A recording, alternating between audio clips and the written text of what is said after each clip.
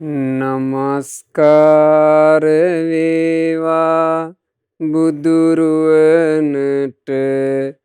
සැමදා බුදු හිමි සරණ යමි. නමස්කාර වේවා දම්රුවනට සැමදා සදහම් සරණ යමි. නමස්කාර වේවා සංගරුවනට සැමදා මහා සංඝ සරණ යමි. නමස්කාර වේවා තුනුරුවනට සැමදා තිසරණ සරණ යමි. සාදු සාදු සාදු. අප හැම දෙනාගේ කල්යාණ මිත්‍ර ගුරු දේවෝත්තම පරම පූජනීය පින්වත් ලොකු ස්වාමීන් වහන්සේ නිදුක්ව නිරෝගව දීර්ඝායුෂ සම්පන්නියම ලබත්වා. සාදු සාදු සාදු. වාසනාවන්ත සැදැහැවත් පින්වතුනේ, ජීවත් වීම කියන කාරණේ අපි කොයි කවුරුත් පින්වතුනේ අර්ථ වශයෙන් තේරුම් ගත යුතු එකක්. ඒ කිව්වේ ජීවත් වෙනවා කියලා අපි මොකක්ද කරන්නේ? අපි කොයි කවුරුත් ජීවත් වෙනවා කියලා කරන්නේ ඇස් වලින් රූප බැලීමක්, කන් වලින් ශබ්ද ඇසීමක්, නොයෙක් ගඳ සුවඳ ආග්‍රහණය කිරීමක්, නොයෙක් රස විඳීමක්, නොයෙක් පහස ලැබීමක්, ඊළඟට නොයෙක් දේ හිතෙන් හිතීමක්. ජීවත් වීම කියලා කොයි කවුරුත් කරන්නේ ඔය දේ. ඔය දේ තමයි නොයෙක් ආකාරයෙන් එක එක්කෙනා කරන්නේ. එක එක්කෙනා එක එක රටවල් වල ඉන්නවා. එක එක්කෙනා එක එක තැන්වල ඉන්නවා. ඔය කොයි තැනක කොයි විදිහකට වාසය කළත් කරන්නේ මොකද්ද? කරන්නේ එකම දෙයක්. ඇහැ කන නාසය දිවකය මනස කියන 6 පරිහරණය කිරීම. ඒක තමයි ජීවත් වීම කියලා මේකේ පණ කෙන්ද තියෙනකන් අපි කරන්නේ. ඒක කර කර ඉඳලා අපි මැරිලා යනවා. මලාට පස්සේ තායි ලැබෙන්නේ තේ જાති 6ක්. ජීවත් වීම කියන එක ඔය විදිහට තෝරගත්තාම අපිට ලැබෙන ලාභය තමයි මේ 6 පරිහරණය කර කර වාසය කරද්දී ගොඩාක්ම සැලකිලිමත් විය යුතු දේ ගැන අවධානයක් යොමු කරන්න පුළුවන්. ඒ සැලකිලිමත් විය යුතු දේ තමයි පින්වතුනේ, ජීවත් වෙනකොට හැම දෙනෙක්ම නුවණින් කල්පනා කරලා තිබිය යුතු දෙයක්. මං මගේ ජීවිතේ ගත කරද්දී මගේ ඇහැ මුල් කරගෙන මං සංවරද අසංවරද? ඇහැ මුල් කරගෙන දකින්නේ වගේ මට මතුමත්තෙහි සැප උපදින පිං රැස් වෙනවාද? එහෙම නැත්නම් රැස් වෙන්නේ පවුද? කනනාසය දිවකය මනස මම පාවිච්චි කරනකොට සංවරයිද අසංවරයිද? ඒව පාවිච්චි කරද්දී මට සැප උපදවන පිං වැඩෙනවාද? එහෙම නැත්නම් මට අකුසල් වැඩෙනවාද? මේක අපිට අවධානයක් යොමු කරන්න පුළුවන්කම ලැබෙනවා. අපි ජීවත් වෙනවා කියලා කරන්නේ මේ ඉන්ද්‍රිය 6 පරිහරණය කිරීමයි කියන එක තෝරගත්තාම. ඒ නිසා ඉතින් දේශනාව ආරම්භයේදීම පින්වතුන්ලා හැම දිනාට මේ සිහි කළේ අපි ජීවත් වෙනවා කියලා කියන්නේ මේ කරුණ ටික කිරීම. ඉතින් එහෙම ගත්තාම තමයි පින්වතුනේ බුද්ධිමත් මිනිසෙකුට තේරුමක් ඇති කරගන්න පුළුවන් වෙන්නේ ජීවත් වෙද්දි කොයිතරම් දේ අපට නුවණින් සලකලා හිතලා බලලා කළ යුතුව තිබෙනවාද? ඉතින් අද ඒ ගැන තමයි ධර්මය අහන්නේ. අද මේ දේශනාව වෙනුවෙන් දායකත්ව දරන්නේ පින්වත් පවනී ප්‍රසාදනී මහත්මිය. අද අපි අහන ධර්මය ඉන්ද්‍රිය ජාතකය. ඉන්ද්‍රිය අසංවර වීමෙන් දුක් විඳීමක් ගැනයි මේ ජාතක පුවතේ විස්තර කෙරෙන්නේ. ඉන්ද්‍රිය අසංවර වුණොත් එතන දුක් විඳින්න පසුබිම හැදෙනවා. එහෙනම් ඒක අනිත් පැත්ත මොකද්ද? ඉන්ද්‍රිය සංවර කරගන්න පුළුවන් වුණොත් ඉන්ද්‍රිය සංවරය නිසා සැප උපදිනවා. ඉන්ද්‍රිය අසංවර වෙච්ච තැන දුක නම් උපදින්නේ. ඉන්ද්‍රිය ටික සංවර කරගත්ත තැන සැප උපදිනවා. භාග්‍යතුන් වහන්සේ මේ උතුම් ධර්මය දේශනා කරනකොට බුදුරජාණන් වහන්සේ වැඩ හිටියේ සැවැන් නුවර ජේතවනාරාමේ.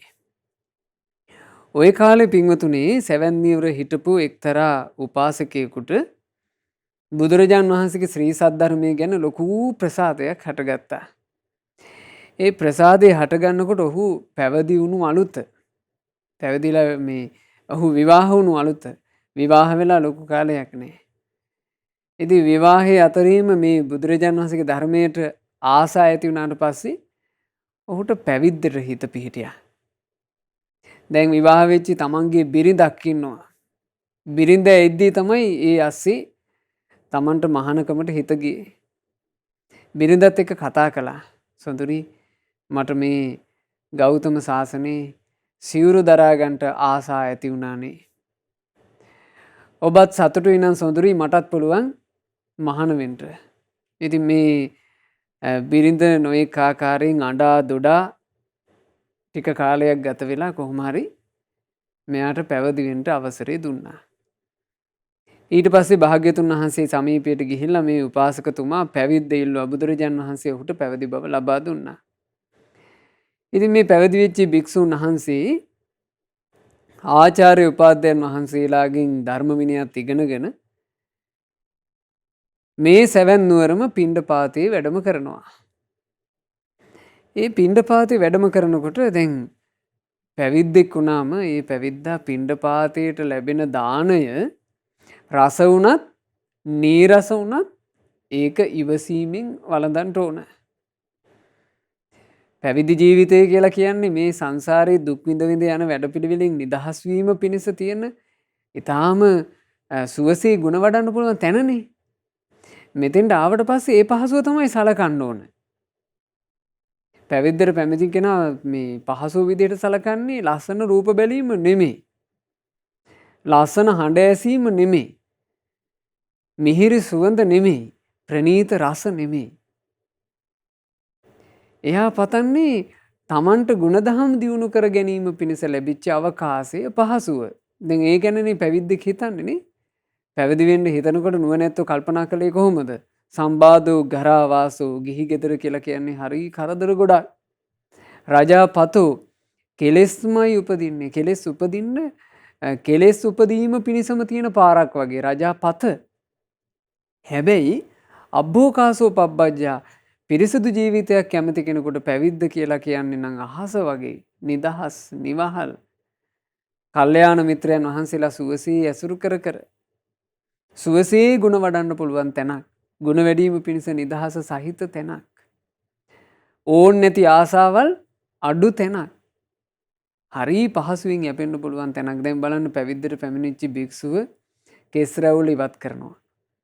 එතකොට කොණ්ඩේ නිසා හටගන්නේ යම් අරුබුද තියෙනවා නම් මේ ওই කොණ්ඩ විලාසිතාව පරණයි කියයි අලුත් ඒවා දැන් ඔහොම නෙවෙයි කියයි. මේ වගේ කොණ්ඩේ නිසා හටගන්න අරුබුද ගොඩාක් නැද්ද ගිහි ජීවිතවල? ගොඩාක් තියෙනවා. කොණ්ඩේ එක කාලයකට යම් යම් විලාසිතාවකට කපනවාද ඒ විලාසිතාව ටික කාලයක් යනකොට යල් පැන යනවා. ඊට පස්සේ අර පරණ එකට බෑ. ඉතින් දැන් අලුතෙන් කොණ්ඩේ හදන්න ඕන. රැවුල ගත්තත් ඒ ප්‍රශ්නේ තියෙනවා. ඊළඟට ඇඳුම් ආයත්තම් ගත්තොත් එහෙම ගිහි කෙනෙකුට ඇඳුම් ආයත්තම් සැලකිල්ලෙන් අඳින්න ඕනනේ. ගමනට විශේෂ ඇඳුම් තිබේ. ඊළඟට පාටි එකකට විශේෂ ඇඳුම් තිබේ. තව තැන්වලට විශේෂ ඇඳුම් තිබේ. ඉතින් ඇඳුම් ආයත්තම් ඒ තැනට සලකලා කරුණු කාරණා දැනගෙන ඇඳේ නැත්නම් මේ මනුස්සයාගේ වැදගත්කම නැතු වෙනවා. එතකොට ඇඳුම් පැළඳුම් ගැන සැලකිලිමත් වෙන්න ගියොත් එහෙම කබඩ් පුරවගෙන ඇඳුම් ගොඩාක් තියාගන්න ඕන. සපත්තු සෙරෙප්පු ගත්තත් ඒ තැනට උචිත විදිහට පළඳින්න ඕන. ওই විදිහට කියාගෙන ගියොත් එහෙම සෑහෙන ජරමර ගොඩාක් කතා කරන්න තියෙනවනේ. හැබැයි පැවිද්දටපත් වෙච්ච භික්ෂුවට එහෙම මොකද නැහැ. කෙස් රැවුල ඉවත් කරනවා.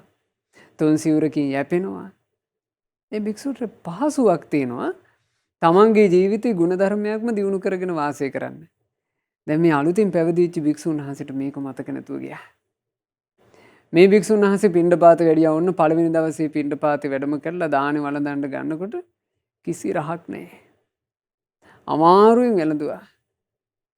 දෙවෙනි දවසේවත් හොඳට හම්බ වෙන්නේ කියලා වැඩියා. අනේ එදත් කටේ තියන්න බෑ. තුන්වෙනි දවසේ පිණ්ඩපාත වැඩියා.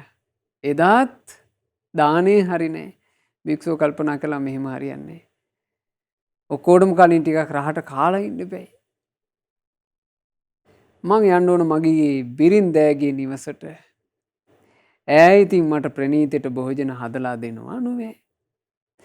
මතක් වුණා යලි බිරිඳව. බිරිඳ අත්හැරලා බිරිඳ ඉදිරියේ නොයේ ආකාරයෙන් අනේ මට මහාන වෙන්න යන්න අවසර දෙන්න කියලා බිරිඳෙන් ආයාචනා කරලා අවසරය අරගෙන මහාන වෙච්ච කෙනාට ආයේ බිරිඳ මතක් වුණා මොකක් නිසාද? මේ දිවට විශේෂ රසයක් කැමති වෙච්ච නිසා. සාරිපුත්ත මහරහතන් වහන්සේ දේශනා කරනවා හරි ලස්සනයි. පිණ්ඩපාත දාණයට වේලිච්ච දෙයක් ලැබුණත් තෙත දෙයක් ලැබුණත් ඒ ඕනම ආහාරයක් නිවනට යොමු කරපු හිත් ඇති භික්ෂුවට නම් ප්‍රශ්නයක් නැහැ කියනවා.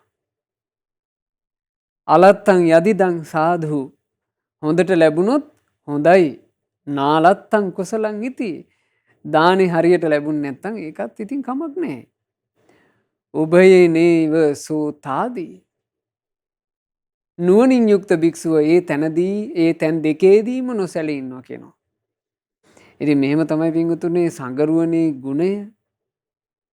අපි මේ ගුණ ගැන ඉගෙන ගත්තම අපේ හිත අපිට පහන් කරගත්තකි. අනේ බුදුරජාණන් වහන්සේගේ ශ්‍රාවක සංගරුවන කියලා කියන්නේ මෙබඳු පිරිසක් නේ කියලා. දැන් මේ භික්ෂුන් වහන්සේට ඒ ගුණය තුල පිළිටන්න බැරි වෙච්ච නිසා මොකද උනේ? බිරිඳ මතක් වුණා. බිරිඳව හොයාගෙන ඕන්න නිවසට ගියා. ඉතින් ගියපු ගමන් බිරිඳ ඉස්සරහට ඇවිල්ලා හානේ මේ අපේ එක්කෙනා නොවේ කියලා. ඔන්න පාත්‍රය අතට ගත්තා. දානේ දිහා බැලුවා පාත්‍රයට එබිලා. අයියෝ කිසි රසක් නැති දෙයක් ලැබිලා තියෙන්නේ. ඉතින් ඒ දානේ පූජා කරපු අයටත් ඒවා මේවා කිය මේ දානේ පූජා කරන්නේ මෙහෙමද ස්වාමීන් වහන්සේලාට කිය කතා කියලා මේ කාන්තාව දානේ ටිකක් ප්‍රණීතයට හදලා මේ භික්ෂුවට පූජා කළා. ඉතින් භික්ෂුන් වහන්සේ හරි ආසාවෙන් දානේ වැළඳුවා. රසනහර පිනා ගියා. කල්පනා කළා අපි හැමදාම මෙහිම වැඩම කරලා මගේ නිවසින්ම දානේ ටික වළඳ ගත්තනම් පැවිද්ද පහසුවෙන් කරගෙන ගිය හැකි. ඒතර පැවිද්දේ පහසුව කියලා හිතුවේ මොකද්ද? දානේ. අපි ජීවිතේ පහසුව කියලා හිතන්නේ පින්වතුනි. අපි ජීවිතේ පහසුව කියලා හිතනවා ඇහින් රූප බැලීම ආස කරන රූප නම් පේන්නේ පහසුව කියලා හිතනවා. මිහිරි හඬම නම් ඇහෙන්නේ පහසුව කියලා හිතනවා. සුවඳම නම් දැනෙන්නේ පහසුව කියලා හිතනවා. රහට කණ්ඩ තියෙනකොට පහසුව කියලා හිතනවා. කායික පහසට මුසපත් වුණාම පහසුව කියලා හිතනවා. වැරදි. ඔය වැරද්ද අති දීර්ඝ සංසාර ගමනේ අපිට කොච්චර වුණාද තාම වෙනවා. ඉතින් මේ භික්ෂුන් වහන්සේ බුදුරජාණන් වහන්සේගේ ශ්‍රාවක භික්ෂුන් වහන්සේ නම බවට පත් වෙලා හැබැයි මේ කතා පුවත අවසන් වෙනකොට තේරෙනවා පින්වතුනි මේ පින් තිබුණු කෙනෙක්. නමුත් මේ මොහොතේ දැන් වැරද්දකට අහු වෙලා තියෙන්නේ. දිගින් දිගටම තමන්ගේ නිවසටම වැඩම කරලා දැන් දානේ වළඳන්න පටන් ගත්තා. බිරිඳට හරියට ඉතින් මේ ගෙදර අත්හැරලා ගියේ නෑ වගේ මේ ස්වාමීන් වහන්සේ. හැමදාම දානේ වෙලාවට ගානට ගෙදර. බිරිඳ දවසයි 2යි 3යි ගෞරවයේ තිබ්බේ. ඊට පස්සේ ඉතින් බිරිඳත් සාමාන්‍යයෙන් අර නිතරම දකින්න කුකුලගේ කර්මලේ වගේ මේ භික්ෂුන් වහන්සේව කිසි ගෞරවයකින් ඇසුරු කරේ නෑ. මේ භික්ෂුන් වහන්සේව ගණන් ගත්තේත් නෑ. භික්ෂුන් වහන්සේම වැඩම කරලා ওই පුටුවක් බලලා ඉඳ ගන්නවා. දැන් තාම දානේ හදලා ඉවර නැtei කියලා අහනවා. ඉතින් ওই ගානටම වැටුණා. පස්සේ බිරිඳ තනියෙන් කල්පනා කළා මට මේ පුදුම වැඩක් නොවේ උනේ. මේයි මාව දාලා ගියා දැන් මාව රකින්න කෙනෙකුත් නැහැ. හැබැයි හැමදාම දානේ තඹ දෙන්න ඕනේ මම. මේක හරියන්නේ. මෙයාව ආයෙමත් වතාවක් සිවුරු අරවලා මගේ ළඟට ගෙන්න ගන්න ඕනේ. ඈ ඒකට උපායක් යෙදුවා. උපාය මොකද්ද? තමන්ගේ ඥාති පිරිසකට කිව්වා නිකන් දුර ඈතක ඉඳලා කට්ටියක් ආවා වගේ. කරත්ත කීපයක් ඇවිල්ලා තමන්ගේ ගේ ඉස්සරහා නවත්තන්න කිව්වා. පිරිසක් ඇවිදින්න අර ඉස්සරහා තියෙන පුටුවල සාලේ පුටුවල වාඩි වෙලා ඉන්න කිව්වා නිකන් අර දුර ඈතක ඉඳලා ආපු අය වගේ. හොඳට ඇඳුම් පැළඳුම් ඇඳලා. ඒ කරලා ස්වාමින් වහන්සේ නමක් වැඩියොත් එහෙම ඒ ස්වාමින් වහන්සේට කියන්ටයි කියලා කිව්වා. ස්වාමීනි අද නම් මේ ගෙදරින් දානේ ලැබෙන්නේ නැතිය. අද මේ ගෙදර මේ කාන්තාවට අලුතින් ස්වාමි පුරුෂයෙක් කතා කරන්න ඇවිල්ලා ආයේ ඉන්නේ කියලා. ඔය කාරණේ කියන්නේ කිව්වා. දැන් මේ බිරිඳගේ උපාය. මේ කාන්තාව මේ උපාය යොදලා ඔන්න ඊළඟ දවසේ සාමාන්‍යයෙන් දානෙට මේ භික්ෂුව එන වෙලාව වගේ වෙනකොට මේ කාන්තාව කුස්සියේ වාඩි වෙලා කැවුම් බදිමින් ඉන්නවා. ඔන්න භික්ෂුන් වහන්සේ ගේ ඉස්සරහට ආවා. ගේ ඉස්සරහට ආපු ගමන් මිනිසෙක් මේ කාන්තාවට ගිහින් කිව්වා ආන් අර කිව්වත් වගේ භික්ෂුන් වහන්සේ නමක් වැඩම කරලා ඉන්නවා. කිව්වා එහෙනම් මේ භික්ෂුන් වහන්සේට ගිහිල්ලා කියන්ට අද නම් මේ ගේ පැත්තේ වඩින්න එපා ස්වාමීනි. අද මේ ගෙදර විශේෂ උත්සවයක්. අද මේ ගෙදරින් ඔබ වහන්සේට දානෙ ලැබෙන්නේ නැහැ කියලා. ඉතින් අර පණිවිඩය ගිහින් මේ භික්ෂුවට කිව්වා. කිව්වාට මේ භික්ෂුව හැරුණේ නැහැ. මේ භික්ෂුවගේ හිත දැන් ගැහෙනවා. මේ භික්ෂුව හරි කලබලයි. ගල තිබ්බා වගේ මේ භික්ෂුව එහෙම ඉන්නවා. එතකොට අර මිනිස්සයා ගිහින් කිව්වා ඒ භික්ෂුන් වහන්සේ යන්නේ නෑ නොවේ. මේ කාන්තාවත් එදා ටිකක් හැඩට ඇඳලා හිටියේ. කාන්තාව ඉස්සරහට ආවා. ඉස්සරහට ඇවිදින්න හිසේ අත් දෙක බැඳගෙන කිව්වා හප්පී මේ වෙන කවුරුත් නොවේ. මේ අපේ දරුවන්ගේ තාත්තා නොවේ ඇවිල්ලා ඉන්නේ. අනේ ස්වාමීනි වඩින්ට කෝ දෙන්න මේ පාත්‍රය කියලා. ඕන්න මේ ස්වාමීන් වහන්සේව නිවසට වැඩම කරවලා අර මිනිසුන්ට කිව්වා ඔය ඈයෝ ටික පොඩ්ඩක් එහෙට මෙහෙට වෙලා මේ ස්වාමීන් වහන්සේට ඉඩ පහසුව දෙන්නකෝ. මං දානි ඩිංගිත්ත පූජා කරන්නම් කියලා. දැන් මෙතන මේ ස්ත්‍රියාව පුදුම රංගනයක් කළා. අර මිනිසුන් එහෙට මෙහෙට කරලා භික්ෂුව වඩා හිඳවලා භික්ෂුවට දානේ පූජා කළා. දානේ පූජා කරලා හිට දානෙන් පස්සේ එතන වාඩි වෙලා ඇස්වල කඳුළු පුරෝගෙන අර භික්ෂුවට ආඩපාලි කියන්න පටන් ගත්තා. අනේ මට වෙච්චි දෙයක්. ඔබ වහන්සේට ඉතින් මාව එපා වුණානේ. ඔබ වහන්සේට මාව එපා වෙලා මාව දාලා මහාන වෙන්න ගියා. ඒ මහාන වෙන්න ගිහිල්ලා හිට ඔබ වහන්සේ නම් ඉතින් කලින් කලට ඇවිදින්න මාව බලලා මං හදන දානෙ ඩිංගිත්තක් වළඳලා යනවා. ඒ වුණාට ඉතින් මටත් කියලා ජීවිතයක් තියෙන්න එපේ. මාව ආරක්ෂා කරන්න කෙනෙක් නෑ. මේ රාත්‍රියට පිරිමියෙක් නෑ මේ ගෙදර. මටත් යන කලදසාවක් තියෙන්න ඕන නිසා ස්වාමීනි මං තීරණයකට ආවා. මං අලුතින් විවාහයක් කරගන්නවයි කියලා. ඔය දැන් ඇවිදින්න ඉන්නේ ඒකට තමයි කිව්වා. මං වෙනත් මිනිහෙක් එක්ක යන්න කල්පනා කළා. ඉතින් ඔබ වහන්සේ මාව දාලා ගියා නොවේ. දැන් මේ භික්ෂුවට කියනවා මෙහෙම. කියනකොට මේ භික්ෂුවගේ පපුව පිච්චෙනවා. මේ භික්ෂුන් වහන්සේ එකපාර කියන්න පටන් ගත්තා. ඇත්ත. ඔයා කියන්නේ සම්පූර්ණ ඇත්ත. මං කළේ වැරද්දක්. මට ඔයාගේ ආදරේ තේරුම් ගන්න බැරුව ගියා. ඔයාව තනි කරලා දාලා මම මහාන වෙන්න ගියපුගේ ගැලපෙන්නේ. ඔයා හෝම් ඉන්ට ඔයාට වෙන මිනිස්සු ඕනේ. ඔයාට මං ඉන්නව නොවේ. මං දැම්මම ගිහිල්ලා ආචාර්ය උපාධ්‍යයන් වහන්සේලාට සිවුරු පාත්‍ර බාර දීලා දුවගෙන ඉන්නම්. ඔයා එතකන් ඉන්ට ඔයාට වෙන විවාහ ඕනේ කියලා මේ භික්ෂුව පාත්‍රෙත් ගත්තා. හොඳට පයික්මන් කරලා වේගෙන් ගියා. බලන්න ජීවිතයක් මේ කෙලෙස් නිසා කැළඹිලා යන හැටි. අතෑරපු කෙලෙස්ම යලි අල්ලගන්න හැටි. පින්වතුනේ සසර කියලා කියන්නේ මෙහෙම මහා භයංකාර එකක්. මහා භයංකාර එකක් මේ සසර. අපි පින්වතුනේ මේ වගේ දැන් මේ භික්ෂුවගේ කතාව මේ කියවනකොට මට හිතුනේ අපි මේ සාංශාරික ගමනේ ජීවිතේ පරිහරණය කරනකොට අතෑරපු කෙලෙස් වලම ආයෙ එල්ලෙන්නේ නැති. අතෑරපු ලාමක ගතිගුණවලම ආයෙ එල්ලෙන්න ඇති.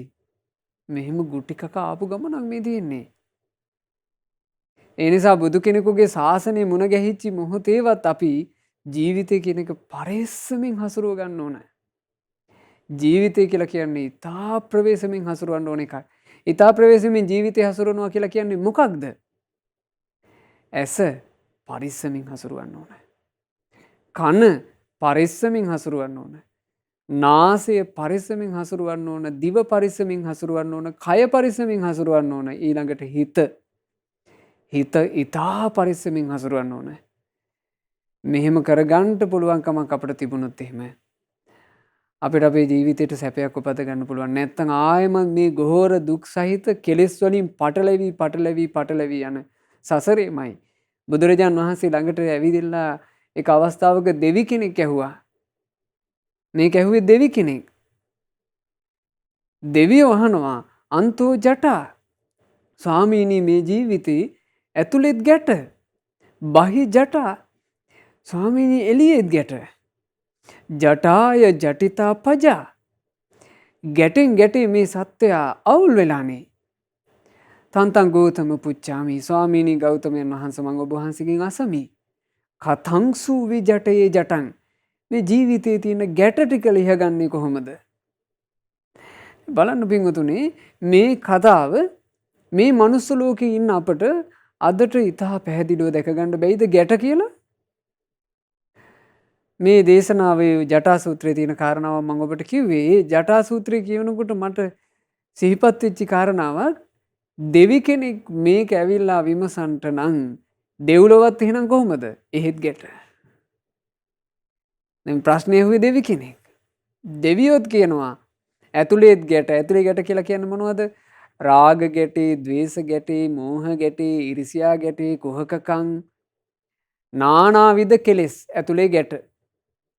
බහි ජටා කියලා කිව්වේ එළියේ ගැට. එළිය ඇසුරු කරන්න ඉන්න මිනිස්සු හින්දාත් ගැට. පරිහරණය කරන වස්තු හින්දාත් ගැට. අන්තවාදීෝ හින්දාත් ගැට. ත්‍රස්තවාදීෝ හින්දාත් ගැට. පාලකයෝ හින්දාත් ගැට. හැමතැනම ගැට. ගැටෙන් ගැට එකතු වෙනවා. අවසානයේ මේකේ බලපුවම තියෙන්නේ මහා අවුලක්. මේක ලියන්නේ කොහොමද කියලා ඇහුවා. බුදුරජාන් වහන්සේ වදාළේ මොකක්ද? සීලේ පතිට්ඨාය නරෝ සපඤ්ඤෝ චිත්තංච පඤ්ඤංච භාවයන් ආතාපි නිපකෝ භික්ඛු සෝ ඉමං විජටේ ජටං. සීලේක පිහිටන්ට ඕන මුලින්ම. මේ සිත කය වචනය හසුරුවනකොට ඊළඟට මේ ඇස කන නාසය දිවකය මනස හසුරුවනකොට සීලයකින් පිට නොයා හසුරුවන්න ඕන. සීලේ පතිට්ඨා. සීලේ පිහිටලා යම් මිනිස්සෙක් ප්‍රඥාවෙන් යුක්තව සිතත් ප්‍රඥාවත් දියුණු කරනවා නම් ආන් ඒ කෙනා තමයි කිව්වා මේ ගැටේ ලියන්නේ. කිව්වේ කුමක් ගැනද මේ කිව්වේ? ධර්ම මාර්ගයේ සීල සමාධි ප්‍රඥා. මේක තමයි ලියා ගන්න පිළිවෙල. දැන් මේ ලියා ගන්න පිළිවෙල තියෙන ශාසනයට ආපු භික්ෂුන් වහන්සේ ආයමත් ගැටේ අසට පයින්න ලැහැත්ති. දුවගෙන ගියේ. දුවගෙන ආව ආචාර්ය උපාධ්‍යයන් වහන්සේලා ළඟට. ආචාර්ය උපාධ්‍යයන් වහන්සේලා ඇහුවා හෝ ආයස්මතුනි මොකෝ මේ හදිසියේ? කිව්වා අනේ ස්වාමීනි එහෙමයි හදිසියක් අපේ මායියා හරි අසරණයි. අනේ ස්වාමීනි මං ආපහු යන්න ඕන. මට මේ සිවුරු ඕනෙත් නැහැ, පාත්‍රය ඕනෙත් නැහැ. ඔබ වහන්සේලාගෙන් මේවා ගත්ත නිසා දීලා යන්නයි ආවේ. ස්වාමීනි මං ඉක්මනින් යන්න ඕන කිව්වා. එතකොට ආචාර්ය උපාධ්‍යයන් වහන්සේලා කිව්වා නෑ ආයස්මතුනි පොඩ්ඩක් ඉම්මු. එහෙම ඔබ වහන්සේට ඔබ වහන්සේගේ හිතුමනාපෙට එකපාරේ යන්න දෙන්න බෑ. කෝ අපි බුදුරජාන් වහන්සේ බැහැදකලා භාග්‍යතුන් වහන්සේට කතා කරලා මයන් කිව්වා. එතකොට මේ භික්ෂුන් වහන්සේ කලබලෙන් කියනවා නෑ ස්වාමීනි එහෙම එකක් ඕනේ.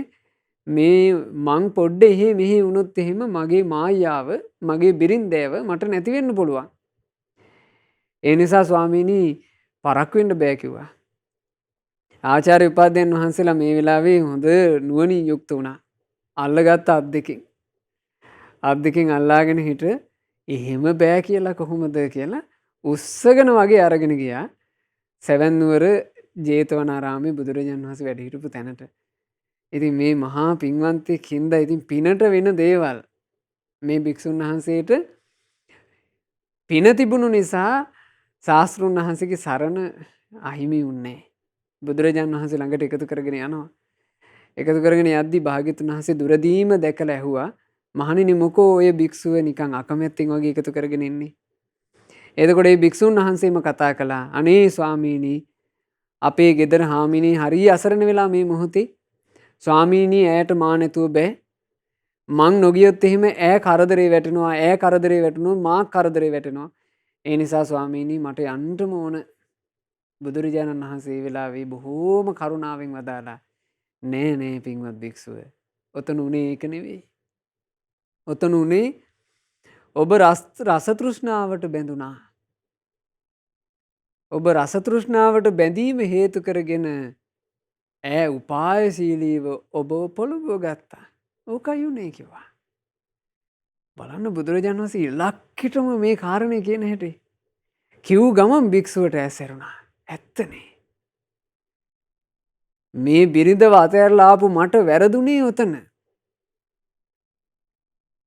ප්‍රනීත දානෙට ආසා කරපු තැන තමයි මට ගැස්සෙච්ච තැන කියලා භික්ෂුවට කියපු ගමන් තේරුණා. එතකොට මේ භික්ෂුව කියනවා, එහෙමයි ස්වාමීනි, මට ඇත්තට මේක තමයි උනේ. ඒ වුණාට ස්වාමීනි මට දැන් අමාරුයි. මගේ හිත දැන් පාලනයෙන් තොරයි. බුදුරජාණන් වහන්සේ වදාලා, පින්වත් භික්ෂුව, ඔය ගැහැණිය ඔබට අනතුරු කළේ මේ ආත්මෙ විතරක් නොවේ භික්ෂුව. පෙර ආත්මිකත් ඔබ ඔය ස්ත්‍රියාව නිසා තමන් ලැබූ ධ්‍යාන 4ෙන්ම පිරිහිලා මහා දුකකට පත් වුණා. එදා ඔබ ගොඩාක් වෙහෙසට පත් වෙලා ඉන්නකොට එදාත් ඔබ බේරගත්තේ මා මැදිහත් වෙලාමයි. එතකොට මේ භික්ෂුන් වහන්සේ භාග්‍යතුන් වහන්සේට වැඳගෙන කියනවා, අනේ ස්වාමීනි භාග්‍යතුන් වහන්සේ, එදා භාග්‍යතුන් වහන්සේ මට පිහිට වෙච්ච හැටි මං අහන්න ආසයි. මට ඒ කතාව කියා දෙනසේක්වා. අන්න ඒ මොහොතේ තමයි බුදුරජාණන් වහන්සේ මේ ඉන්ද්‍රිය ජාතකය දේශනා කළේ. ගොඩාක් ඉස්සර කාලේ බරණැස් නුවර බ්‍රහ්මදත්ත නමින් මහා රජෙක් රාජ්‍ය කරමින් හිටියා. ඔය කාලේ මහ බෝධිසත්වයෝ ඒ රජුගේ පුරෝහිත බ්‍රාහ්මණයාගේ බිරිඳගේ කුසේ පිළිසිඳ ගත්තා. කුමාරයා උපන්න දවසේ මුළු බරණැස් නගරේම ආයුධ දිලිසිලා තියෙනවා. සාමාන්‍යයෙන් මේ පින්වන්තය උපදිනකොට ඒ වගේ හරි අద్භූත ජනක දේවල් සිද්ධ වෙනවා. දැන් මේ අద్භූත ජනක දේවල් ගැන කියනකොට අපේ මහා බෝධිසත්වයන් වහන්සේ උපදිද්දීනේ, බෝධිසත්වය උපදිනකොට මේ පොළොව ගැබෙන් පියුම් පිපුණානේ. ඉතින් ඒ වගේ පින්වන්තයන්ගේ උපතත් එක්ක අద్භූත ජනක දේ සිද්ධ වෙනවා. ආයුධ දිලිසිති නිසා මේ පුරෝහිත බ්‍රාහ්මණයාගේ පුත් කුමාරයාට බෝධිසත්වයන් වහන්සේට ජෝතිපාල කියන නම තැබුවා. කුමාරයා නිසි වයසේදී තක්ෂශිලා ගිහිල්ලා ශිල්ප ශාස්ත්‍ර හදාරලා ඇවිත් රජුරු ඉදිරියේ ශිල්ප දැක්කුවා. තමන්ට ලැබුණු සියලු යසයිසුරු මේ බෝධිසත්වයෝ දවසක් නුවණින් විමසනවා.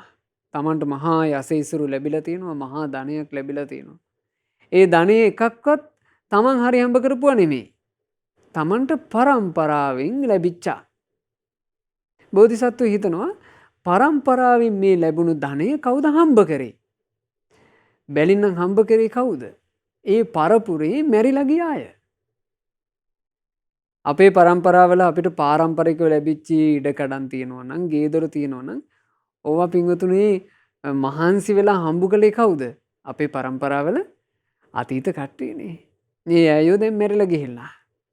බෝධිසත්වෝ හිතනවා, හම්බ කරපු අය මැරිලා ගිහිල්ලා අලුතෙන් උපන්න අය භුක්ති විඳිනවා. එහෙනම් ඉතින් අපිත් මේකේ ඉඳලා මැරිලා යාවි. ඉස්සරහට ඈයෝ මේවා යලි භුක්ති විඳීවි. මේ බඳු දෙයක්ද ධනය කියලා කියන්නේ? මේ බඳු නිස්සාර ධනෙන් මට නම් කිසි පළක් නැහැ කියලා ධනෙ අත්හැරියා. ධනෙ අත්හැරලා හිට මහා බෝධිසත්වයෝ කාටවත් නොදන්නවා හොර රහසීම මේ රාජධානියෙන් නික්මිලා වනාන්තරයට ගියා. වනයේට ගොහින් වනයේ ඍෂි පැවිද්දෙන් පැවිදි වුණා. පැවිදි වෙලා ඊටාම කෙටි කාලයයි මහා බෝධිසත්වයන් වහන්සේ හොඳට ධ්‍යාන අභිඥා උපදවාගෙන වාසය කළා. බෝධිසත්වයෝ ධ්‍යාන අභිඥා උපදවාගෙන ඒ වාසය කරපු කාල වකවානුවේ බෝධිසත්වයන් වහන්සේ ළඟ තව එක්කෙනා දෙන්න එකතු වෙලා ශිෂ්‍යයෝ හැදුනා. එතකොට ඒ ශිෂ්‍ය පිරිසට බෝධිසත්වයෝ තමයි ධ්‍යාන භාවනා කරන්න උගන්වලා තියෙන්නේ. ඒ කාලේ මේ මහා බෝධිසත්වයන් වහන්සේ ප්‍රසිද්ධ වුණා ටික කාලයක් ගත වෙද්දී සරභංග ශාස්ත්‍රුන් වහන්සේ කියලා. සරභංග මහා ඍෂි කියලාත් කිව්වා. ඒ සරභංග ශාස්ත්‍රුන් වහන්සේට ප්‍රධාන ශිෂ්‍යයෝ හිටියා පින්වතුනි 7 දෙනෙක්. හොඳට ධ්‍යාන උපතවාගෙන වාසය කරපු ප්‍රධාන ශිෂ්‍යයෝ 7 දෙනෙක්. මේ 7 දෙනාගේ මෙන්න මෙහෙම කතාවක් තියෙනවා. සාලිස්සර කියන ඍෂිවරයා කවිට්ටක කියන ආශ්‍රමයෙන් නික්මිලා සූරට්ට කියන ජනපදයට ගියා. එහි සාතෝදිකා කියන නදී තෙර නොයෙක් දහස් ගණන් ඍෂිවරුන් පිරිවරාගෙන ශිෂ්‍යෝ පිරිවරාගෙන ඒ සාලිස්සර කියන ඉසිවරයා වාසය කළා. ඊළඟට තව ඉසිවරයෙක් හිටියා මෙන්ඩිස්සර කියලා. ඒ මෙන්ඩිස්සර ඉසිවරයා පජ්ජෝත රජුරුවන්ගේ විජිතේ ලම්බචූලක කියන ගම ඇසුරු කරගෙන දහස් ගාණක් ශිෂ්‍යෝ පිරිවරාගෙන වාසය කළා. තවත් මේ සරභංග ශාස්ත්‍රුන් වහන්සේගේ ශිෂ්‍ය වූ පර්වත කියලා ඉසිවරයෙක් එක්තරා වනගත ජනපදයක් ඇසුරු කරගෙන නොයෙක් දහස් ගණන් ඍෂිවරු පිරිවරාගෙන වාසය කළා. කාලදේවල කියන ඍෂිවරයා අවන්තියේ දක්ෂිනාපතයට ගිහිල්ලා එහි ඒක ඝන ශෛලමය පර්වතයක් ඇසුරු කරගෙන නොයෙක් ශිෂ්‍යෝ පිරිවරාගෙන එහි වාසය කළා. ඊළඟට කිස වච්ච කියන ඉසිවරයාත් හුදෙකලාවෙම දණ්ඩකී කියන රජුරුවන්ගේ කුම්භවතී කියන නගරය ඇසුරු කරගෙන රාජ උද්‍යානයක වාසය කළා. අනුශිෂ්‍ය තාපසයා බෝධිසත්වයන්ට උපස්ථාන කරමින් මේ සරභංග බෝධිසත්වයෝ ළඟම වාසය කළා. ඊළඟට නාරද කියලා ඉසිවරයෙක් හිටියා කාලදේවල කියන ඉසිවරයාට බාල. මෙන්න මේ කාලදේවල කියන ඉසිවරයාට බාල නාරද කියන ඉසිවරයා මධ්‍ය ප්‍රදේශයේ ආරණ්‍යක අරංජර ගිරි කියන කඳුවලල්ලේ ගුහාලෙනක වාසය කළා. පින්වතුනි මේ අරංජක ගිරි පර්වතය කියලා කියන්නේ මිනිස්සුන්ට සමීප තැනක්. මනුස්ස වාසයට ළඟයි. ඔතන තිබුණා කියනවා මහා ගංගාවක්. මේ නදියට ගොඩාක් මිනිස්සු නාන්ට එනවා. එතකොට නාන්ට එන මිනිස්සුන්ව කාමයෙන් පොළඹවාගෙන ඒ නාන්ට එන මිනිස්සුන්ගෙන් කීයක් හරි ගසා ගන්න වෙසගනුන් මේ නදී තීරයේ අයිනේ වාසය කළා. අර නදියට මිනිස්සු නාන්ට එනවනේ. මිනිස්සු නාන්ට ආවට පස්සේ මේ කාන්තාවෝ මේ වෙසගනුන් කරන්නේ මොනවද? ඒ ඈයන්ට පේන්ට එහෙන් මෙහින් ඉගිබිගි පානවා. එහෙට මෙහෙට ඇවිද හැඩ පෙන්නනවා. එතකොට අර මිනිස්සු ඈලාට වසඟ වෙනවා. ඉතින් කීය හරි දීලා ඈලාව ඇසුරු කරනවා. ඔය ළඟ තමයි අර නාරද කියන තාපසින් වහන්සේ වාසය කළේ. මේ නාරද තාපසින් වහන්සේට ඒ වෙසඟනුන් අතරේ හිටපු එක වෙසඟනක්ව දකින්න ලැබුණා. හොඳට ඇහැට කානට පේන ස්ත්‍රියව. නාරද තාපසින් වහන්සේට ඈ ගැන චූට්ටක් හිත ගියා. ඒ වෙසඟනටත් තේරුණා මේ නාරද කියන මේ ඍෂිවරයා මං පිළිබඳව යම් හිතක් ඇති කර ගත්තා කියලා. මේ වෙසඟන කළේ මොකද්ද? තවත් ඉඟිබිඟි පාලා නාරද තාපසයාව පිස්සු වැටුවා. දැන් මේ නාරද කියන ඍෂීන් වහන්සේට මුකුත් කරගන්න බෑ. දැන් ඇස්පියා ගන්න බෑ. සම්පූර්ණයෙන්ම කාම සංකල්පනා බලවත් වෙලා අර තමන්ගේ තුල ඉපදිලා තිබුණා නම් යම් ධ්‍යාන සමාපatti හැකියාව නැත්තටම නැතුව ගියා. ධ්‍යාන 4න්ම යුක්තව හිටපු කෙනෙක් ධ්‍යාන ඔක්කොම පිරිහුණා. බලන්න පින්වතුනි කුසලයක් උපදින්න ධ්‍යානයක් උපදින්න කොච්චර මහන්සි වෙන්න ඕනද? මේ ධ්‍යාන කියලා කියන්නේ උත්කෘෂ්ඨ දේවල්. කුසල් කියලා කියන්නේ උත්කෘෂ්ඨ දේවල්. වටින දේවල්, වැදගත් දේවල්, උසස් දේවල්. සාමාන්‍යයෙන් බලන්න උසස් පැලැන්තියේ ඉහළ මිනිස්සු, වැදගත් මිනිස්සු මේ හීන මිනිස්සු ඉන්න තැන වාසය කරන්නේ නැහැ. ලාමක මිනිස්සු ඉන්න තැන වාසය කරන්නේ. ලාමක පුද්ගලයෝ ආවොත් එහෙම වැදගත් කෙනා ඉක්මනින් මගහැරලා යනවා. ධ්‍යාන අභිඥාතාන් ඒ වගේ. ලාමක අකුසලයක් හිතට වැද්දගත්ත ගමන් අර අභිඥා නැත්තටම නැතු වෙනවා. ඒ අභිඥාවල තියෙන ධ්‍යාන අභිඥාවල තියෙන උත්කෘෂ්ඨ භාවයේ ලාමකේවත් එක්ක චූටි වෙලාවකත් ඇසුරු කරන්නේ. ලාමක හිත ආව විතරයි අර හිතේ තිබුණු සියලුම මානසික කුසලතා ධ්‍යාන අභිඥා බල නැති වී ගියා. ධ්‍යාන අතුරුදහන් වුණා. දැන් නාරද තාපසයාට කෑම බීම පවා එපා වෙලා ගල්ලෙනේ වැතිරිලා ඉන්නවා. කාම දාහෙන් හූල්ල හූල්ල. ඔය වෙලාවේ හරියටම කාලදේවල කියන මේ නාරද තාපසයාගේ වැඩිමහල් සහෝදරයා, මේ වැඩිමහල් ඍෂිවරයා තමන්ගේ සොයුරු තාපසයා ගැන හිතින් හිත නුවණින් විමසුවා. ඒ විමසනකොට දැක ගන්න ලැබුණා හප්පේ තමන්ගේ සහෝදරයා හොඳටම කාම රාගයෙන් දෙවි දෙවි අසරණ වෙලා ඉන්නව නොවේ. ඒ වෙලාවේ මේ කාලදේවල කියන තාපසතුමා නාරද තාපසයා හිටපු තැනට එරදියෙන් ආවා. ඇවිල්ලා ලෙන්දොරට ඇතුල් වුණා. ඇතුල් වෙච්ච ගමන් මේ නාරද තාපසින් වහන්සේ ගැස්සිලා ඇහැරුණා. ඇහැරලා ඇහුවා බවතානන් මොකෝ මේ පැත්තේ ආවේ? එතකොට කියනවා ඈ නාරද තමුන්නේ පැවිද්දට නුසුදුසු දෙයක් නේද හිත හිතා ඉන්නේ. ඉතින් මම මේ ආවේ භවතුන්ට උපකාර කරන්නයි. තමන්ගේ හිත ගොඩ ගන්න උදව් කරන්නයි මම මේ ආවේ. එතකොට මේ නාරද කියන ඍෂිවරයා ඒක පිළිගත්තේ නෑනේ. නාරද ඍෂිවරයා කිව්වා නෑ මට එහෙම එකක් නෑ. භවතා මගේ ගැන ඕන් නැති කතා කියන්න එපා. මට මුකුත් හානියක් වෙලා නෑ. එහෙම කියලා කාලදේවල ඉසිවරයාට බොරුවෙන් චෝදනා කළා. එතකොට මේ කාලදේවල කියන ඉසිවරයා හොඳට දමනය වෙච්ච හිතක් තිබුණු නිසා කල්පනා කළා මොහු අත්හැරලා දාන්න හොඳ නෑ. මං උදව් කරන්න ඕන. මං උදව් කරේ නැත්තම් කවුද? ඉතින් ඊට පස්සේ අර අපි කලින් කතා කළේ ඒ ඉසිවරු ඔක්කොම මෙතෙන්ට ගෙන්නුවා. සාලිස්සර කියන ඉසිවරයාව ගෙන්නුවා. මෙන්ඩිස්සර කියන ඉසිවරයාවත් ගෙන්නුවා. පර්වත කියන ඉසිවරයාවත් ගෙන්නුවා. බලන්න කල්යාණ මිත්‍රයන්ගේ ස්වභාවය.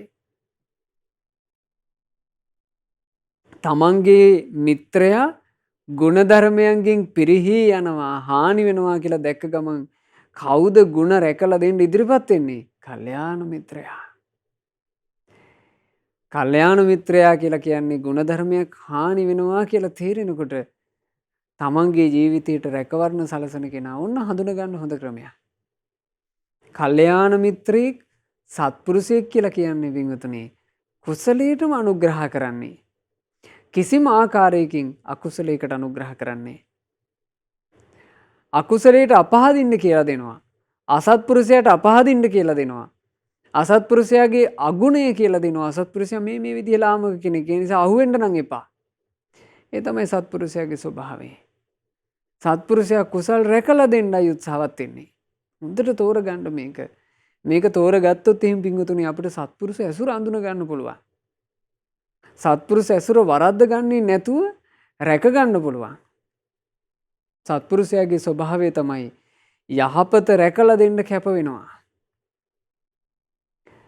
දැන් බලන්න අර නාරද කියන ඍෂීන් වහන්සේව රැකගන්නට අනෙක් ඍෂිවරු ඔක්කොම එකතු වුණා. එකතු වුණාට මේ නාරද ඍෂීන් වහන්සේ පිළිගත්තේ නෑ තමන් හිතින් පිරිහිලා ඉන්න බව. එතකොට මේ කාලදේවල තවුසා ඇතුළු අනිත් තවුසෝ කල්පනා කළා මේක හරියන්නේ නෑ. අපි කවුරුත් ආවට මෙයා দমনය වෙන්නේ නෑ. අපේ ආචාර්යයන් වහන්සේව වැඩම කරවමු. අපේ ආචාර්යයන් වහන්සේ වන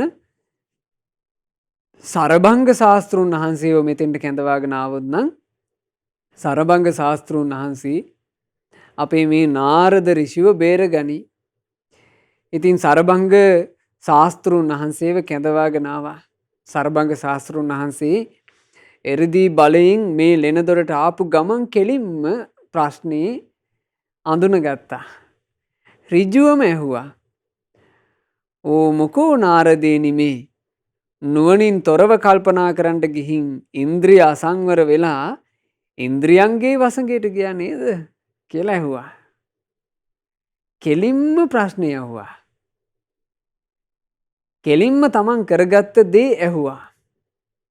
ඒ අහපු ගමන් මේ නාරද ඍෂීන්ට කට උතර නැතුව ගියා.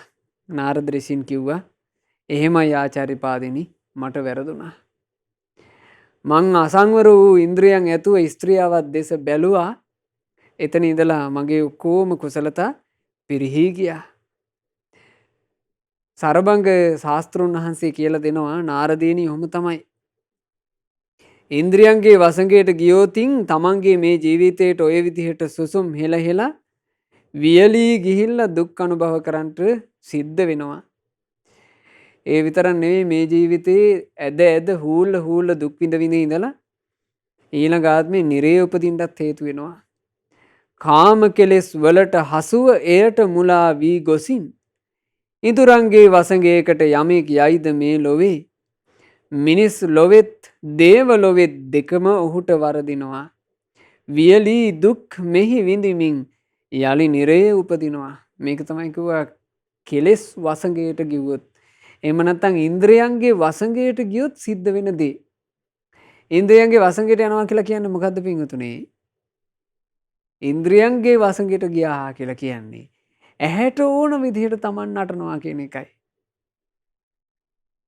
කනට ඕන විදිහට Taman නටනවා. නාසයට දිවකය මනසට ඕන විදිහට Taman නටනවා නම්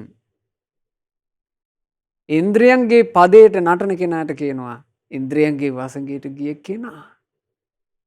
ඇහැ කියනකොට අහවල් රූපේ බලාපන් කියලා එහෙයි කියලා යනවනම් එයා ඉන්නේ ඉන්ද්‍රයන්ගේ වසඟේ. කනට මිහිරි ශබ්ද ඇහෙනකොට අරක අහපන් මෙහෙම කියනකොට එහෙයි කියලා යනවනම් එයා ඉන්නේ ඉන්ද්‍රයන්ගේ වසඟේ. නමුත් මේ බුද්ධ ශාසනය කියලා කියන්නේ ඉන්ද්‍රයන්ගේ වසඟේ හිටපු අය ජය ලැබූ තැනක් නෙමෙයි. බුද්ධ ශාසනය කියලා කියන්නේ ඉන්ද්‍රිය සංවර කරපු ඉන්ද්‍රිය සංවර කරනවා කියලා කියන්නේ ඉන්ද්‍රියන් තමන්ගේ වසඟයට ගන්නවා. තමන් බලන්නේ තමන්ට ඕන දේ විතරයි. යම් රූපයක් නිසා අභ්‍යන්තරයේ කෙලෙස් ඇවිස්සෙනවා නම් ඒ જાතියේ රූප මේ ඇස් වලට බලන්න දෙන්නේ. ඒ જાතියේ රූපවල නිමිති අනුනිමිති මේ ඇස් වලින් සටහන් වශයෙන් ගන්න ඉඩ දෙන්නේ. අයෝනිසෝ මනසිකාරයට හේතු වෙන කිසිම දෙයක් මේ ඉන්ද්‍රියන්ගෙන් ඇතුළට ගන්නෙ ඇස කන නාසය දිවකය මනස රකින්නවා. ඉබ්බෙක් තමන්ගේ අංගපසඟ කපොල් ඇතුලේ ආරක්ෂා කර ගන්නවා වගේ භික්ෂුව ඇස කන නාසය දිවකය මනස කියන 6 රකින්නවා. කුම්මෝව අංගානි සකේ කපාලේ සමෝදහම් බික්කු මනෝ විතක්කේ.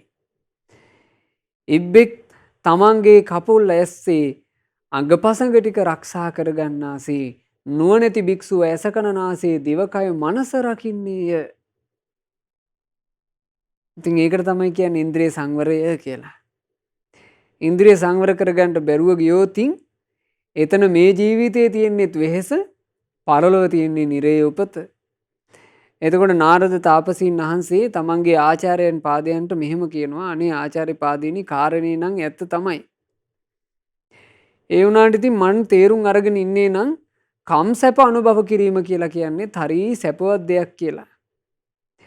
ඉතින් මේ කම්සැප ගැන ඔබ වහන්සේ කොහොමද දුකක් කියලා කියන්නේ ඔහොම?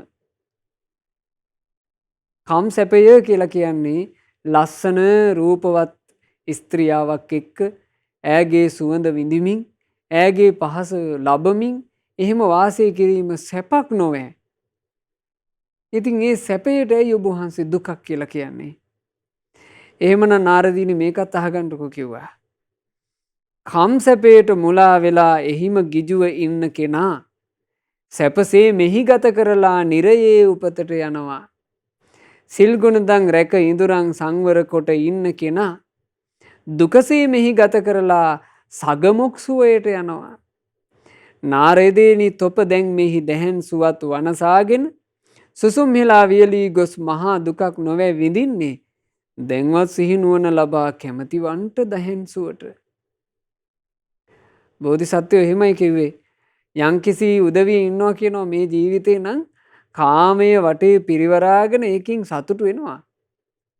හැබැයි මේ ජීවිතේ සතුටු වෙවි ඉඳලා මරණින් මත්තේ නිරේ ගිහිල්ලා නිරේ බොහෝ දුක් විඳිනවා. යම් කෙනෙක් දක්ෂ වුණොත් එහෙම දුකසේ වුණත් ඉන්ද්‍රිය ටික සංවර කරගන්න. ඒ කෙනාට මරණින් මත්තේ සුගති සැප ලැබෙනවා. ඒ නිසා ආස කරන්න කිව්වා දැහැන් සුවේට. එතකොට මේ නාරද තාපසින් වහන්සේ කියනවා ආචාර්යනි මගේ හිත දැන් ඒ ස්ත්‍රියාවට බැඳිලා ඉවරයි. නම් කොහොමද මේ දුක උහලන්නේ? කොහොමද මං ඉවසන්නේ? බෝධිසත්වෝ කියනවා නාරදේනි දුකක් හටගත්තාම ඉතින් ඔහොම තමයි. උහුලන්ට වෙනවා, ඉවසන්ට වෙනවා. ඒක තමයි දුකේ ස්වභාවය. තමන්ට දුක් පැමිණි කලට ඒ දුක් ඉවසා දරා යමෙක් මඩී නම් ඒ දුක සිතට සවියගෙන වඩා ඒ නුවණැතියා ලොවේ දුක අවසන් කොට සොඳින් මතු කරගෙන දැහැන් සුවය ලබයි සතුට යලි සොඳින්. බෝධිසත්වෝ බොහොම ආදරෙන් කියලා දෙනවා.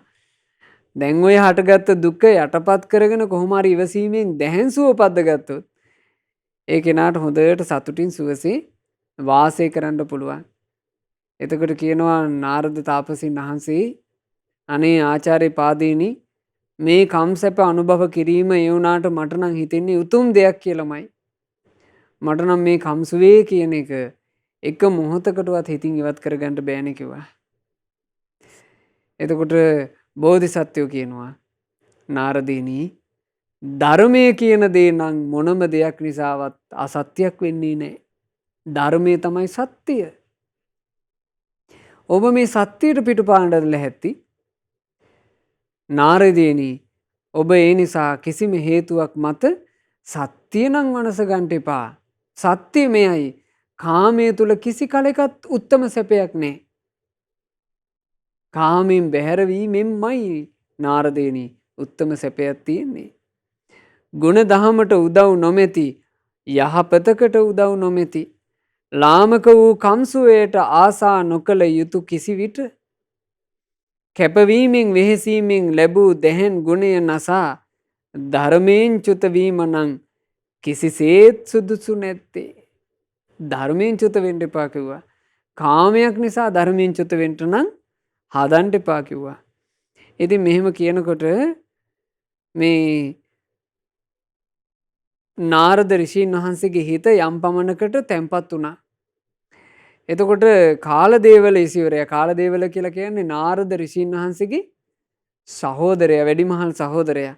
කාලදේවල ඍෂිවරයා මෙන්න මෙහෙම කිව්වා. ගිහිගෙයි සිටිනා ගිහියෙක් ධනය සොයා වෙහෙසුනාට ඔහුට කමක් නැත්තේ. තමා සොයාගත් ධනයෙන් බෙදා හදා කෑම බීම ඔහුට කමක් නැත්තේ. යස ඉසුරින් දියුණු වෙලා උඩඟු නැතුව කල් ගෙවීම ඔහුට කමක් නැත්තේ. එසෙයින් නාරදය තොපත් ධානයන් නැතිවීමට දුක් නොවී සිටින්ට ඉඳුරංගේ වසඟයකට ඔබ නොගොසින් සිටියෝතින් යළිත් වරක් ඒ ධ්‍යාන හැකිවේමය උපදවන්ට. ඉතින් මේ නාරද ඍෂීන් වහන්සේට කියනවා ධ්‍යාන පිරිහුණා කියන එකට දුක් වෙන්න එපා. ඔබට පුළුවන් ආයමත් වතාවක් ඒ ධ්‍යාන උපදව ගන්නට. ඉතින් ওই විදිහට කාලදේවල ඍෂීන් වහන්සේත් සරභංග ශාස්ත්‍රුන් වහන්සේත් මේ නාරද කියන ඍෂිවරයාට අවවාද අනුශාසනා කළා එදා. කාලදේවල පැවසුවේ නම් යමක් උගක්තන් ඇත්තේද එපමණටමයි ලොවේ යමෙක් ඉදුරංගේ වසඟයට ගොසින් බඹසරින් චුත වෙයි නම් එයටත් වඩා ලාමක දෙයක් මේ ලොවේ වෙන නැත්තේ කියලා සරභංග ඍෂිතුමා මේ නාරද මේ ඍෂිවරයාට ගොඩාක් උපදෙස් දුන්නා. ඒ උපදෙස් ප්‍රකාරවම කටයුතු කරන්න මේ නාරද කියන ඍෂීන් වහන්සේ දක්ෂ වුණා. ඉතින් ඒ නාරද ඍෂීන් වහන්සේ යලිත් වතාවක් තමන්ගේ පිරිහී ගියපු ධ්‍යාන උපදවා ගැනීම පිණිස දක්ෂයෙක් බවට පත් වුණා කියනවා මේ ජාතක පුතේ. කොහොම හරි අර තමන් තුළ ඉපදිලා තිබුණු ඉන්ද්‍රිය අසංවරයේ දෝෂ ටික දුරු කරගත්තා. ලැබූ අවවාද වලින් ධ්‍යාන සැපේමයි උතුම් කියලා හිතට තදට කාවද්ද ගත්තා. ආයමත් වෙහෙසිලා මහන්සි වෙලා ධ්‍යාන හතරම උපදව ගත්තා. මරණින් මත්තේ ඒ නාරද කියන ඍෂීන් වහන්සේත් බ්‍රහ්ම ලෝකයේ උපත ලැබුවා කියලා තමයි මේ ජාතක කතාව අවසන් වෙන්නේ.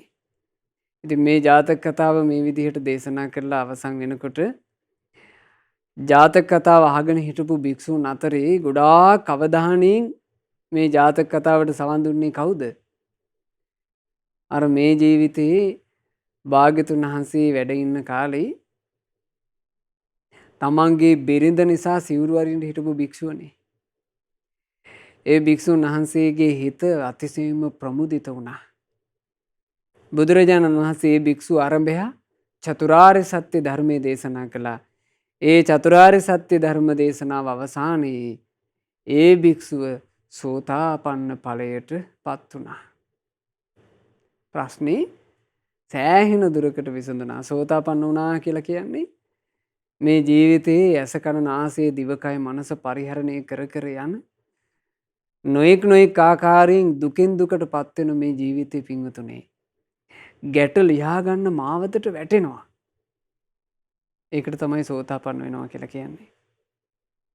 සෝතාපන්න වුණා කියලා කියන්නේ බුදුරජාන් වහන්සේ ගැන ධර්මයේ ගැන සංගරුවන ගැන කාටවත් හොලවන්න බැරි ප්‍රසාදයක් හට ගන්නවා. ඊළඟට සෝවාන් වෙච්ච කෙනාට ලැබෙන ලාභය තමයි සීලයෙන් පිරෙන්නේ. තමන් සමාදන් වෙච්ච සීලය කිසිම ආකාරයකින් පිරෙන්නේ නැහැ. ආන්නේ ස්වභාවයට පත් වුණා. ඒකාන්ත වශයෙන්ම භව හතක් ඇතුලේ සියලු සසර දුක් නසා දමන කෙනෙක් බවට පත් වුණා. ඉතින් බුදුරජාන් වහන්සේ දේශනා කළා මහණෙනි එදාත් අර එකම එක ස්ත්‍රියාවක්ව දැක ඒ ස්ත්‍රියාවට අනුව යන්ට ගිහිල්ලා තමන්ගේ ධ්‍යාන පවා පිරිහෙලා ගත්ත මේ නාරද ඍෂීන් බවට පත් වෙලා හිටියේ මේන්න මේ භික්ෂුවයි. එදාත් මේ භික්ෂුව වසඟයට ගන්න උත්සාහ කරපු වෙසඟෙනලා හිටියේ මේ භික්ෂුවගේ මේ ජීවිතේ බිරින්දෑයි කියව බලන්න ජීවිත කතාවේ එකම ජාතියේ ගුටි ආය ආයේ කැරකෙන හැටි. බුදු කෙනෙක්ගේ ශාසනය තුලමයි මේ ගුටි වලින් නිදහස් වීමක් තියෙන්නේ. බුදුරජාණන් වහන්සේ දේශනා කළා මහණෙනි එදා සාලිස්සර ඍෂීන්ව සිටී අපගේ සාරිපුත්තයෝ මෙන්ඩිස්සර ඍෂීන්ව සිටී අපගේ මහා කස්සපයෝය පර්වත ඍෂීන්ව සිටී අපගේ අනුරුද්ධයෝය කාල දේවල ඍෂීන්ව සිටී අපගේ මහා කච්චානයෝය අනුශිෂ්‍ය විය සිටියේ අපගේ ආනන්දයෝය ඊළඟට කිසවච්චව සිටියේ අපගේ මහා මුග්ගල්ලානයෝය සරභංග මහා ඍෂි සරභංග ශාස්ත්‍රූ බවට පත්ව සිටියේ මහබෝධිසත්වයෝ වන මමය කියලා බුදුරජාන් වහන්සේ මේ ජාතක පුවත අවසන් කළේ.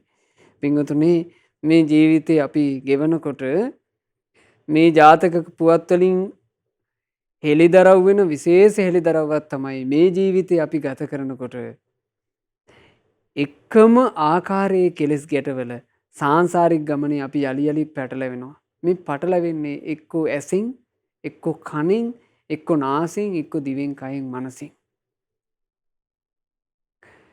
මේ ගැට ලියා ගන්න තියෙන්නේ බුදු කෙනෙක්ගේ ශාසනය තුල මේ ඉන්ද්‍රියන් සංවර කරලාමයි. එනිසා හොඳට ඉන්ද්‍රිය සංවරය පිළිබඳව හිතක් ඇති කරගන්න. ඉන්ද්‍රිය සංවර කරපු සංගරුවන ගැන හිත පහන් කරගන්න. අපි හැම දිනාට ගෞතම බුදුරජාන් වහන්සේගේ ශාසනය මුණ ගැහිච්ච මේ මොහොතේ ඒ ශාසන ප්‍රතිලාභය තුලින් අපේ ජීවිතයට පිහිටක් සලස ගන්නට වාසනාව ලැබේවා. සාදු සාදු සාදු. රැස්කල සියලු පින් සියලු දෙවියෝ සතුටින් අනුමෝදන් වෙත්වා. පින් අනුමෝදන් වන දෙවියෝ දිව්‍ය සැපයෙන් වැඩේවා. සියලු දෙවියන්ගේ නිරන්තර රැකවරණ අප හැමට සලසත්වා. දෙවියෝද සසර දුකින් අත මිදේවා. සාදු සාදු සාදු. අපගේ ගුරු දේවෝත්තම පරම පූජනීය පින්වත් ලොකු ස්වාමීන් වහන්සේට සියලු පින් අනුමෝදන්ව නිදුක් නිරෝග සුවය ලැබේවා. දීර්ඝායුෂ ලැබේවා. ගුරු දේවයන් වහන්සේ ගෞතම සාසනය තුලම උතුම් චතුරාර්ය සත්‍ය ධර්මයේ පරිපූර්ණ වශයෙන්ම අවබෝධ කර ගනිත්වා. සාදු සාදු සාදු. රැස්කල උදාාරතර පුණ්‍ය ධර්මයන් මීට වසර 9කට ඉහතදී මිය පරලෝ යන්ට යෙදුණු පින්වත් මහින්ද නිමලසිරි පියාණන්ට අනුමෝදන්ව පියාණන්ගේ පරලෝ ජීවිතයේ සැපේටම පත්වෙත්වා නමින් මියගිය සියලු ඥාති සමූහයා පින් අනුමෝදන්ව ඥාතීන්ගේ පරලෝ ජීවිත ඒකාන්ත වශයෙන් සැපවත් වේවා. ඉක්මන් භවයකදීම ඥාතීන් සසර දුකින් අත මිදේවා කියන ප්‍රාර්ථනාවෙන් පින් අනුමෝදනා සිදු කරන්න. සුජීවත්ව සිටින පින්වත් ශ්‍රයානි සාන්තිලතා මෑණියන්ට පින් අනුමෝදන්ව මෑණියන් නිදුක් නිරෝග සුවය ලබත්වා දීර්ඝායුෂ ලබත්වා. මාර්තු මාසේ 8 වන දින උපන්දිනයේ යෙදෙන පින්වත් ඉසුරු ප්‍රසාද් පොඩි අයියාට පින් අනුමෝදන් වෙත්වා. මාර්තු 12 වන දින උපන්දිනයේ යෙදෙන සුරංග හෙට්ටිආරච්චි ස්වාමි පුරුෂයාට පින් අනුමෝදන් වෙත්වා. මාර්තු මාසේ 21 වන දින උපන්දිනයේ යෙදෙන පවනී ප්‍රසාදිනී මහත්මියටත් පින් අනුමෝදන් වෙත්වා. පින් අනුමෝදන්ව නිදුක් නිරෝග සුව දීර්ඝායුෂ සම්පන්නිය සැලසේවා. ඒ පින්වතුන්ලගේ පවුලේ සෑම සියලු දෙනාට පින් අනුමෝදන් වෙලා සියලු දෙනා කරන කියන රැකිරක්ෂා ව්‍යාපාර ආදිය දියුණුවට පත් කරගෙන කරදර බාධා වලින් තොරව සැනසille ජීවිත ගත කරන්නට ලැබේවා. දූ දරුවන්ගේ අධ්‍යාපන කටයුතු ආදියත් ਸਰව ප්‍රකාරයෙන්ම සාර්ථක වෙත්වා. පෙනෙන නොපෙනෙන යම්තා කරදර ඇද්ද ජීවිතේට ඒ සියල්ලම දුරින්ම දුරු වෙත්වා. ශ්‍රද්ධා මාසික ධර්ම දාන සමාජික පින්වතුන්ලා සියලු දෙනාටත් ශ්‍රද්ධාකාරී මණ්ඩලයේ සියලුම දෙනාටත් ඒ වගේම සුපින්වත් ඔබ හැම දෙනාටත් මේ ගෞතම බුදු සසුන තුලම උතුම් වූ චතුරාර්ය සත්‍ය ධර්මය සුවසේ පරිපූර්ණව අවබෝධ කරගන්නට හැම දිනාට වාසනාව ලැබෙත්වා. හැම දිනාටම තෙරුවන් සරණයි. නමෝ බුද්ධාය. මෙවැනි වටිනා ධර්ම දේශනා ශ්‍රවණය කිරීමට ශ්‍රද්ධා ඩේලි YouTube චැනලය සබස්ක්‍රයිබ් කරන්න.